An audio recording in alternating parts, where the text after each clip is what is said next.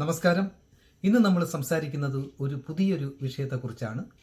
തീർച്ചയായിട്ടും ഇത് എല്ലാവർക്കും പ്രയോജനപ്പെടും എന്ന് ഞാൻ വിശ്വസിക്കുന്നു. കാരണം നമ്മുടെ കോവിഡ് വന്ന സമയത്ത് നമുക്ക് ഒരുപാട് പേർക്ക് ജോലി നഷ്ടപ്പെട്ടുന്നൊരു സാഹചര്യം ഉണ്ടായിരുന്നു.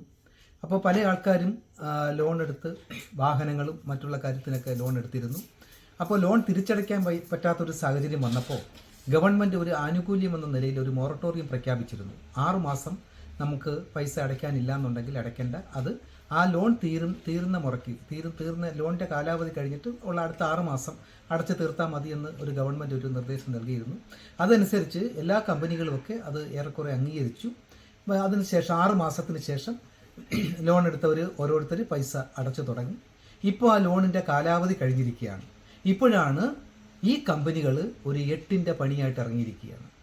അതായത് നമ്മൾ മാസാമാസം അടച്ചിരുന്ന തുക, ഉദാഹരണത്തിന് ഒരു 15,000 രൂപ അടച്ചുകൊണ്ടിരുന്ന വ്യക്തിയാണെങ്കിൽ ഇപ്പോൾ ഇനി വരുന്ന 6 മാസത്തെ മൊറട്ടോറിയത്തിൻ്റെ ടൈമിൽ ആ ഒരു ഇളവ് കിട്ടിയത് ഇപ്പോൾ നമ്മൾ അടച്ചു തീർക്കണം 6 മാസം.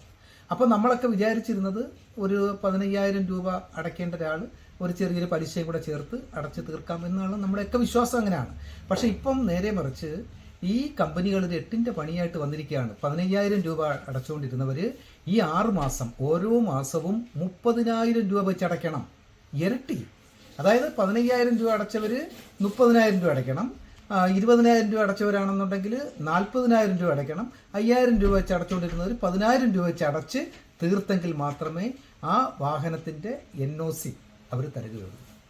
അപ്പോൾ തീർച്ചയായിട്ടും ഇത് കൊള്ളയാണ്. ഇത് ബാങ്ക്, ഈ സ്ഥാപനങ്ങളൊക്കെ നമ്മളെ പറ്റിക്കുകയാണ്. ഇത് നമ്മൾ തിരിച്ചറിഞ്ഞുകൊണ്ട് നമ്മൾ ഇതിനെതിരെ പ്രതികരിക്കണം. അപ്പോൾ ഈ സ്ഥാപനങ്ങളൊക്കെ നമുക്ക് 8ൻ്റെ പണി തരികയാണെങ്കിൽ 10ൻ്റെ പണി തിരിച്ചു കൊടുക്കാനുള്ള മാർഗമായിട്ടാണ് ഞാൻ വന്നിരിക്കുന്നത്.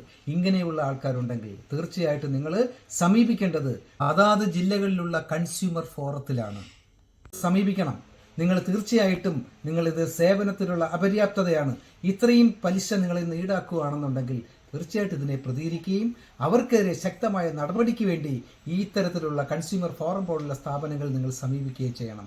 ഇത് മാക്സിമം നിങ്ങൾ ഷെയർ ചെയ്യുക. ഇപ്പോൾ ഈ ലോൺ എടുത്തവർ എല്ലാം കാലാവധി കഴിഞ്ഞു വരികയാണ്. കുറേ ആൾക്കാർ അടച്ചു തീർത്തു, അതിൻ്റെ NOC ഒക്കെ മേടിച്ചുകൊണ്ട് പോയി. ഇനിയും ഒരുപാട് ആൾക്കാർക്ക് ഇത്തരത്തിലുള്ള നിർദ്ദേശങ്ങൾ ഈ മിക്ക സ്വകാര്യ സ്ഥാപനങ്ങളും സ്വകാര്യ പണമിടപാട് സ്ഥാപനങ്ങളും നൽകിയിരിക്കുകയാണ്.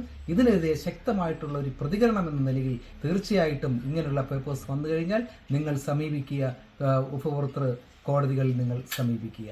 തീർച്ചയായിട്ടും ഈ വീഡിയോ നിങ്ങൾക്ക് ഇഷ്ടപ്പെട്ടിട്ടുണ്ടെങ്കിൽ മറ്റുള്ളവർക്ക് വേണ്ടി ഷെയർ ചെയ്യുക.